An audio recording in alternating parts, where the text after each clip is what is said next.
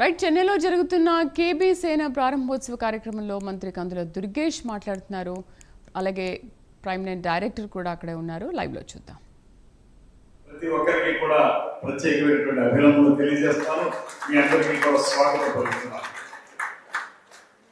ముఖ్యంగా ఈరోజు కేబీ సేన తమిళనాట మనం కూడా బలపడాలి, ఐకమత్యంగా ముందుకు వెళ్ళాలి, తద్వారా భావితరాల పిల్లలు ఆర్థికంగా, సామాజికంగా, రాజకీయంగా ఎదగాలనేటువంటి ఆలోచనతోటి, ఒక సదాశయంతో, ఒక మంచి లక్ష్యంతో ఈ సంస్థను ప్రారంభించడం జరిగింది.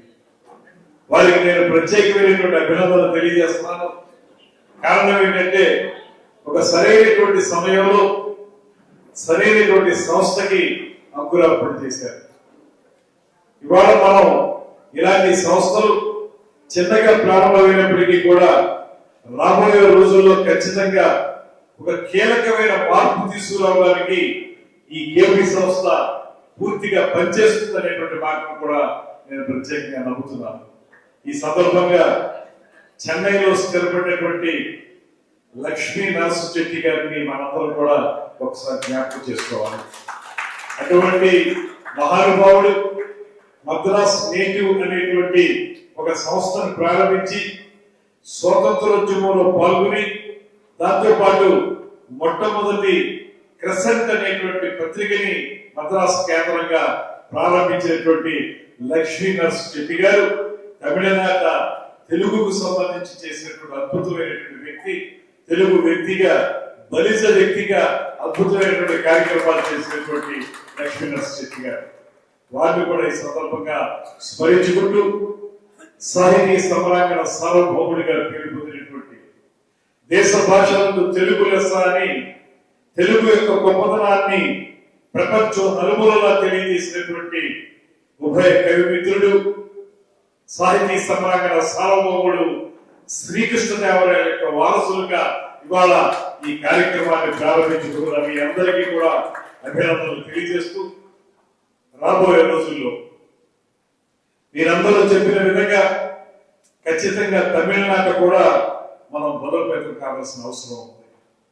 ఒక పక్కన బలిత సంఘంగా కానీ, మరో పక్కన తెలుగు వారిగా కానీ కులం వరకు ప్రేమను చూపిస్తూ, మరో పక్కన అన్ని కులాల్ని కలుపుకునే విధంగా కూడా ఉంటూ, తెలుగు వారందరూ కూడా ఇక్కడ ఒక సమైక్య శక్తిగా ఉండగలిగితే ఖచ్చితంగా రేపు జరిగేటువంటి అనేక మార్పులకి ఈ సంఘమే కారణమవుతుంది అనేటువంటి మాటను కూడా నేను ప్రత్యేకంగా నమ్ముతున్నాను. అందుకే ఇవాళ అమ్మాయి నాయుడు గారు ఎంత బాధపడినప్పటికీ కూడా మీ ప్రయత్నం మీరు చేశారు. మీ ప్రయత్నం లోపం లేదు, దాని గురించి మీరు అసలు ఇబ్బంది పడాల్సిన పనే లేదు. మేము వచ్చామంటే రత్నం గారు వారు పిలిచారు, తప్పనిసరిగా రత్నం గారు లాంటి వ్యక్తి పిలిస్తే ఇంతలో దీంట్లో ఒక సగం మంది కాదు, 1/4 అంటే 10 మంది కూడా వస్తాం రత్నం గారు పిలిచారు కనుక. అదేవిధంగా అమ్మాయి నాయుడు గారు మంచి ఉద్దేశంతో కార్యక్రమం చేస్తున్నారు కనుక వస్తాం. అందువల్ల పిలిచాం వ్యక్తుల్ని, కొంతమందిని, వారు కొంత పెద్ద పొజిషన్ లో ఉన్నారు, ఇక్కడికి వచ్చేటప్పటికి ఎక్కువ మంది లేరనేటువంటి భావాన్ని మీరు తుడిచిపెట్టేయండి. అదేమీ లేదు. ఇది ఇలాగా నెమ్మదిగా పెరిగి ఒక హంబుల్ బిగినింగ్ అంటారు, ఇంగ్లీష్ లో పదే చెప్తారు ఆ మాట. ఎప్పుడైనా సరే బిగినింగ్ ఎప్పుడు కూడా హంబుల్ గానే ఉంటారు. అలాంటి హంబుల్ బిగినింగ్ తో మీరు ప్రారంభించారు. కాకపోతే దీన్ని ఒక సరైన విధానంలో, ఒక క్రమశిక్షణాయుతంగా, అందరినీ ఇముడ్చుకునే విధంగా, ఇంక్లూజివ్ మెథడ్ అంటాం మనం, అందరినీ కలుపుకునేటువంటి తత్వం ఉండాలి. వీళ్ళే ఉండాలి, వాళ్ళు ఉండకూడదు అనేటువంటి మాట కాకుండా ఇంక్లూజివ్ సిస్టమ్ లో అందరినీ కలుపుకుంటూ వెళ్ళి దీన్ని విస్తృతపరుచుకుంటే తమిళనాట ఇదే పెద్ద సంఘం అవడానికి అన్ని రకాల అర్హతలు ఉన్నాయనేటువంటి మాటను కూడా ఈ సందర్భంగా నేను నమ్ముతున్నాను.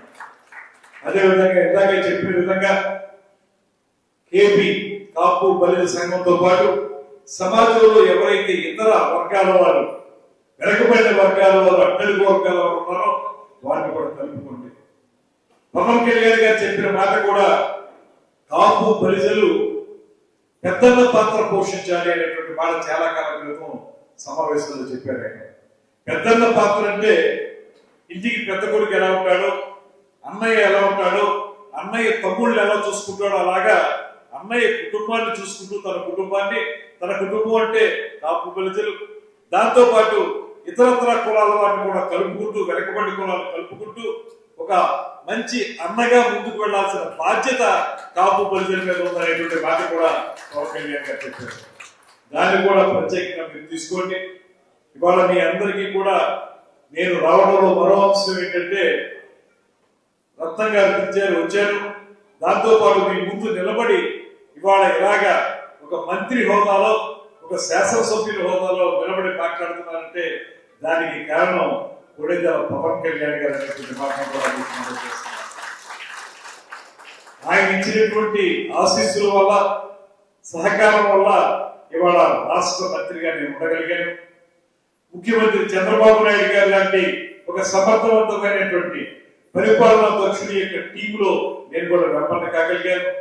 అదేవిధంగా పేదవాడి మొహంలో చిరునవ్వు చూడాలనేటువంటి ఆలోచనతో, పేదవాడి కష్టం వస్తే నేనున్నానంటూ ముందుకు వచ్చేటువంటి ఆలోచనతోటి రాజకీయ పార్టీని పెట్టి, ఆ రాజకీయ పార్టీ ద్వారా అధికారంలో ఇవాళ భాగస్వామి అవ్వడం మాత్రమే కాకుండా ఆయన చేపట్టినటువంటి శాఖలు పంచాయతీరాజ్ శాఖ, గ్రామీణ నీటి పారుదల శాఖ, దాంతో పాటు అటవీ సంరక్షణ శాఖ, అదేవిధంగా శాస్త్ర సాంకేతిక శాఖ, ఇలాంటి అద్భుతమైన శాఖలన్నింటినీ చేపట్టి వాటి ద్వారా రాష్ట్ర ప్రజలకు ఎంతో మంచి చేస్తున్నటువంటి పవన్ కళ్యాణ్ గారి యొక్క సహచరుడిగా నేను ఇవాళ మంత్రివర్గంలో ఉండడం కూడా నాకు ఆనందాన్ని కల్పిస్తున్నటువంటి మాటని మీ అందరికీ మనవి చేస్తూ, అదేవిధంగా ఈ కులం నుంచి అనేక మంది గొప్పవాళ్ళు పుట్టినటువంటి ప్రత్యేకత ఉంది.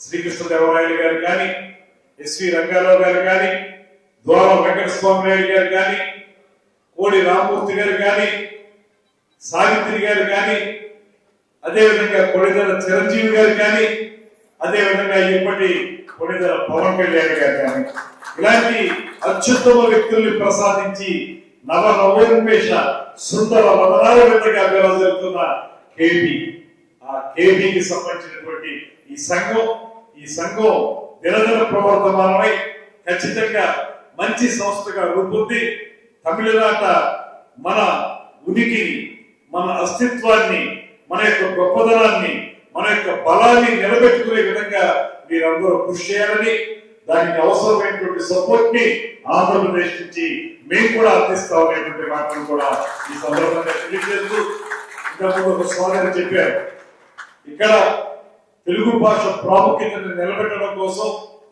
ఈ ప్రభుత్వంతో మాట్లాడాల్సిన ఆవశ్యకత ఆంధ్రప్రదేశ్ లోని ప్రభుత్వం మీద కూడా ఉందనేటువంటి మాట. ఖచ్చితంగా భాషా సాంస్కృతిక శాఖ కూడా మా మంత్రివర్గంలోనే ఉంది కనుక ఖచ్చితంగా దానికి సంబంధించినటువంటి పూర్తి వివరాలు సేకరించి దాన్ని ముందుకు తీసుకెళ్ళడానికి కృషి చేస్తామనేటువంటి మాటను కూడా ఈ సందర్భంగా నేను మనవి చేస్తున్నాను.